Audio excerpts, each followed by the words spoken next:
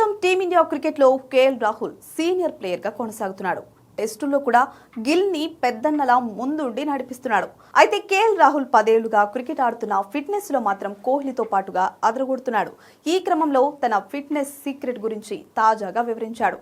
KL Rahul మాట్లాడుతూ, ప్రతిరోజు నేను బ్రేక్ఫాస్ట్ లో ఉదయం దోశ, ఎగ్ బుజ్జి తింటాను.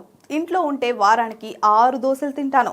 అలాగే నిత్యం 4 గుడ్లు ఖచ్చితంగా ఉంటాయి. ఇక కార్బోహైడ్రేట్లు, ప్రోటీన్లు రెండూ లభించేలా చూసుకోవడానికి గుడ్లతో పాటు అరటిపండు, దానిమ్మ వంటి కొన్ని రకాల పండ్లు కూడా తింటానని చెప్పుకొచ్చాడు.